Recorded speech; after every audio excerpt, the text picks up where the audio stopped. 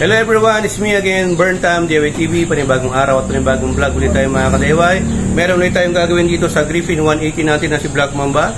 Pero bago natin tuloy yung video, syempre shoutout muna natin, Anolos Vlog, paki-subscribe sa YouTube channel at paki-follow yung Facebook page niya. At syempre yung group page natin, batiin din natin. Shoutout din natin yung group page natin, Griffin 180 Community, headed by our admin, Boss EI. Ayan. At syempre, shoutout din natin yung bagong pasibol na grupo dyan na chapter ng Euro Griffin sa Iloilo, headed by Boss Bon Casinilio. So ayan boss, na shoutout na kita. At syempre, si Boss Ediboy Yosala, sila yung mga dyan, bumuo dyan sa Iloilo chapter ng Euro Griffin 180PH. At syempre, hindi naman papahuli yung chapter natin dito sa Pangasinan. Shoutout din natin yung kasama natin. Paki-subscribe at paki-follow yung Facebook page niya, si Boss Doc Pugitrician Vlog. Ayan. Doktor po siya mga ka-DIY. Meron din po siyang Facebook page na kung saan nagbablog po siya. Pre-consultation online. Pwede kang bisitahin niyo yung Facebook page niya. Magtanong ka. Ayan. Support our local vloggers or content creator. At syempre, shoutout din natin mga kasama natin dito sa Pangasinan chapter. Joey Ponce Panimbatan. Shoutout sa inyo mga boss. Ayan. Kasama natin dito Pangasinan chapter Euro Griffin. Meron siyang business dyan sa may Bukbuk, Aguilar. Yung bagong tayo doon sa may Bukbuk, yung FPG Complex. Meron siyang lechonan sa mga taga Bukbuk, Aguilar. Doon na kayo pumunta, bumili kayo. Malapit lang sa may construction supply. At syempre, batiin din natin si Boss Draymond Brown from Masingan. Kasama din po natin yan. At syempre si Jeffrey Domingo. Si Inspirasyon. Batiin din po natin si Inspirasyon. Ang galing ng pangalan very inspirational talaga. Inspirasyon. At syempre, sino pa ba ibang si Bilty Shazar. Bilty Shazar. Last but not the least, Bilty Shazar. Ayan, napaka-social naman yung pangalan na yan. Huwag natin kalimutan din syempre, Romeo Dugtog at si Giancarlo De Los Santos. So ayan mga ka-DIY, ang gagawin po natin dito ay meron tayong ito troubleshoot kay Griffin natin. Actually, wala namang major issue na na-experience ako dito. It so happen na si Boss Bilty Shazar, meron siyang problema or issue kahapon. Boss, dahil sa iyo to nagkaroon ng problema tuloy yung Griffin ko kasi meron akong ginawa na video para sa kanya para masundan niya kasi nagkaroon ng issue yung Griffin niya. So binigyan ko siya ng tutorial video kung ano yung pwede niya mga gawin. May mga binaklas ako dito kaya nagkaroon po siya ng halika para ipakita ko dito. Yan mga ka-DIY, kung ma-encounter nyo to, kunwari ganito. Yan, sindi natin. Kikita mo yung check engine, di ba? May check engine siya, di ba? So, ito mga ka-DIY, sa lahat ng mga Griffin owners dyan, watch out. Panoorin nyo to kasi very informative to. Yan. Yung check engine na yan, yan yung nagsasabi kung merong error code sa motor natin. Dito, lalabas talaga yan pag finish mo yung ignition.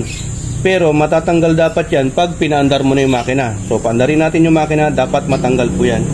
So yan mga ka-DIY, pakita ko sa inyo yung issue, baka sakali ma-encounter ninyo. Ito po yan. Yan.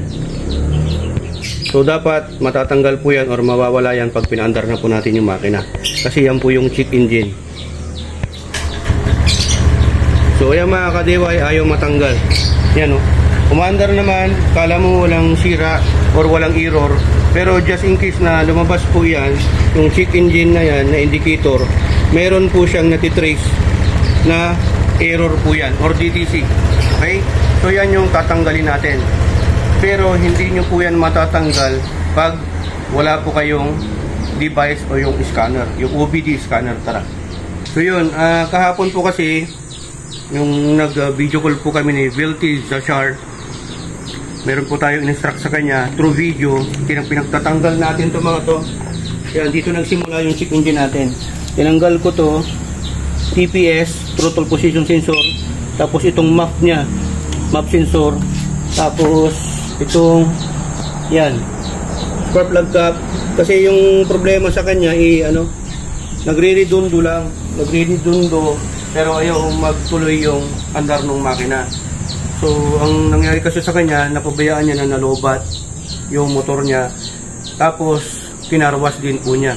So, pag ganun po kasi, possible electrical supply yung may problema. So, yun yung mga pinakita ko na guide niya. Pinagtatanggal ko yung mga yun, experiment natin. Kung sakaling natanggal yung mga yun or nag-loose, kung magre-redondo lang siya. Pero dito naman sa atin, tinanggal natin pero umaandar pa rin siya. Now, it so happen, nung nakita ko na bakit nagkaganon, ayaw mawala yung check engine niya. So, yun lang. Bless tayo kasi meron tayong scanner. Ito po, yung scanner na to, yung Ansel GP700. Gamit ko po ito sa mga sasakyan ko. Kasi nagto-troubleshoot din po tayo or nag-DIY tayo ng car maintenance sa mga sasakyan natin. Like Mitsubishi at yung Toyota natin, Honda, ganun. Ito yung gamit ko mga ka-DIY. Ito na. Yan. Tapos, ito naman yung OBD port ng Griffin 180 natin. So, gagamitan natin siya ng connector. Yan, may mga connector tayo dito. Itong connector na to, pang Yamaha, itong red, pang Honda yan. PCX, EDB, Click. Ito, Aerox, NMAX. 4 pin, saka 3 pin. Sa Honda naman, 6 pin. So, hindi siya dito. Kasi hindi naman to kakasya dyan. Ito yung para sa Griffin 180 natin. Ayan. Pang ano to, Benelli at saka Kimco. Yung mga ganun na mga OBD port. Mga pang Bosch na ECU. Okay? So, ayan. Salpak natin ganyan para mabasa na yung DTC. Connect lang po natin dito. May adapter po siya. Yan ang OBD to. Tapos babasahin niya na. Okay? Any brand naman ng pang sasakyan po ito pero pwede po sa motor kasi may ano po siya adapter. Any brand naman pwede basta pwedeng car and motorcycle. Okay? So, yan yung gagawin natin para makita natin kung ano yung mga DTC. Okay? Yung or error code. So, dito tayo sa OBD2 system. Kita ba? Ganun mo kasi mamaya. So, yan dito. Ito kasi sa akin to iba-iba po tayo ng OBD. Sa akin, papakita ko lang sa inyo para makita nyo kung ano yung DTC. So, yan. Open natin. Yan, nagsisynchronize na. So, yan po. Yan, email status of DTC in this issue, yun. 3 po yung error code niya mga ka-DIY. Kita ba? Dito. Close up muna lang para makita. So yan, nabasa po ng ano natin, scanner natin, DTC in this issue is 3. Yan, so 3 yung error code niya. So yan yung ano natin mga ka-DIY. Titignan natin kung ano yan. So enter natin. Yan, red codes, basahin natin kung ano yung mga error codes niya. Nagsising in pa yan. Yun, intake air temperature sensor, circuit high bank. Circuit. Yan yung ano niya, PO P0113. So, yan po yung nabasa niya mga ka-DIY na isang error code nitong Griffin natin. P0113, tama ba? Yan, intake air temperature IET. Okay? Tapos, isa pa P0123 throttle or fetal position sensor switch E-circuit high. So ibig sabihin yan yung TPS. Yan yung mga pinagtatanggal ko. Ito po yun. Yan po yung TPS. Yan. Ito po TPS po yan, throttle position. Pero ang sabi dito throttle or pedal position sensor switch. So ganyan din po yan mga ka-DIY. Tapos yung pangatlo P0108. So manifold absolute pressure barometric pressure sensor circuit high. Ito yun, yung map sensor. So yan yung mga nabasa niyang error code kasi pinagtatanggal po natin to kahapon at pinaandar natin. So ang ibig lang pong sabihin yan mga ka-DIY, pagka just in case, huwag yung gawin yun, yung tanggalin nyo or mga naglulos, kunwari naglulos, pinaandar mo, meron kang nakita ng check engine dyan, naglulos yung ano, bakit ng sensor mo, lalabas talaga yung check engine dyan. So ang gagawin mo, i-reset mo yan. Pero kung wala kayong OBD scanner, dapat meron po kasing ganito. So, ang gagawin natin ngayon, ayan, balik tayo doon sa pinakauna. Intake air temperature IET po yan. So, ang gagawin natin yan para matanggal natin. Kasi wala naman pong problema. Ang proper procedure po kasi ng pagtanggal ng check engine, una, gagamit ka ng OBD scanner para makita mo o malaman mo kung ano yung mga error codes na lumabas at papalitan mo dapat yon. Papalitan mo. Dito ka, balik ulit dito. Yan. You have to change, kunwari, ito yung binasa niya, yung TPS, sira yan, papalitan mo yan. Ang pag-ano niyan, meron kang, ano dapat, yung volt value. I-check mo kung tama pa yung voltage na binibigay niya. Or, yung iba kasi minsan, naputulan lang ng wire dito. Kinagat ng daga, mga ganon, or nag-loose lang yung mga socket niya. So, dapat mong ayusin muna bago mo siya i-reset or i-delete. Okay? Yung DTC niya. Pero it so happen na wala naman po talagang sira yung wire natin. Wala rin po naglulus dito. It so happen na talagang sinadya kong tanggalin to, tapos binalik ko, tapos pinaandar ko. Now, nung pinaandar ko, andyan na yung check engine. Lumabas na. Diba? So, ganyan yan. Ito, no? Pakita ko sa inyo. So, yan. Dapat mawala po yan. Para mawala yan, ang gagawin natin dito, pasok tayo sa OBD system uli. Yan. Gawin natin. Enter lang natin.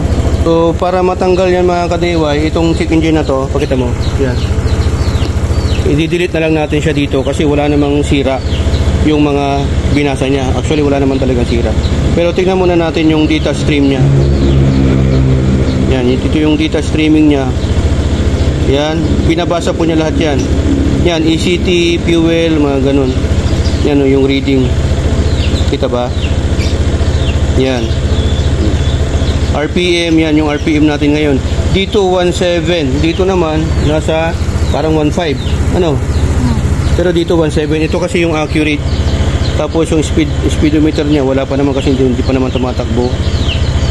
Yan, ayun yung binasa yung IET. Yan yung mga code niya. O, binabasa niya mga ka-DIY. Yan yung fuel, pag ibubomba natin, yan, babasahin niya yan. O. Kakaroon ng load. Okay? So, gumagana ito mga ka-DIY. Okay naman siya. So, ang gagawin naman natin sa ngayon, mag-i-erase na tayo ng codes para matanggal to. So, erase natin yung code. Kita ba? Yan. Clear, reset, emission, related, diagnostic information. Are you sure? Sabi niya. Ba, nakikita? So, yes, sure tayo kasi wala naman dapat palitan. Kailangan lang i-reset natin. Yan, reset na natin. Please turn on ignition with engine off. So, patayin natin yung makina daw. Pero, nakasindi yung ignition. So, ganon. Okay. Pasahin natin uli. Sinunod lang natin mga ka-DIY. Turn on ignition with engine off. So, dapat nakapatay yung makina. Nakasindi yung ignition. So, ganyan. Erase natin yung code. Yan. Reset natin. Okay to continue. Continue natin. Emission related diagnostic information has been cleared. So, okay na daw. Tingnan natin kung may error code pa. Basahin natin. Read codes. The vehicle has no fault code. So, okay na. Na-reset na natin mga ka-DIY. So, yan mga ka-DIY. Napaka-importante na mayroon kayong proper tools which is OBD scanner. Pag may check engine, dapat may OBD scanner. Yung mekaniko na mag-aayos ng gripping ninyo. Kasi mamaya, wala siyang iba-iba pa yung magalaw niya na hindi naman dapat gagalawin. So, yan. Na-reset na natin kasi wala namang dapat palitan doon. Pinagtatanggal ko lang po kasi yun. Kaya siguro yung ECU, nahilo siya. Hindi niya nabasa. So, wala na po, okay na po. So, napaka-importante na meron kayong ganito. Okay? Dito sa Pangasinan mga ka-DIY, sa mga naka-Griffin owners dyan, kung makita nyo itong video, may problema sa Griffin ninyo, may check engine, ayaw mawala. Visit nyo lang po yung page natin, mag-PM or DM po kayo. Pwede ko kayong matulungan. Schedule natin, okay? Para mabasa natin, ma-scan natin yung ECU ninyo. Okay? So, ganun lang po mga ka-DIY. So, try natin na pandarin kung mawawala na siya. Yun, so natanggal na yung DTC mga ka-DIY. Natanggal na rin o nawala na rin. Na-delete na rin po yung DTC or error code niya. So, i-ano lang po natin na mag-idle para mag-synchronize po lahat. Para maging normal po lahat. Para mag-sync in po muna sa ECU. So, yan mga ka-DIY, pagka wala po kayong OBD scanner, huwag nyo na pong galawin yung mga dito mga ka-DIY. Tara. Huwag nyo nang hugot-hugutin to mga to. TPS, map sensor, yung mga sensor, wag nyo nang galaw-galawin yung mga yan. Kasi, magkakaroon po kayo ng mga check engine. Not unless na may sira, yun. Pero pag wala namang issue yung mga yan, wag nyo nang gagalawin para hindi po kayo magkaroon ng DTC or error code. Okay? Ayan, hoping na may natutunan naman po kayo sa vlog content natin sa ngayon. Dahil dito sa HPT, natuto ka na, nakatipid ka pa. Dahil sa HPT, sharing is caring. So, ayan, ride safe always. Maraming salamat. To God be the glory in Burnham. Signing off.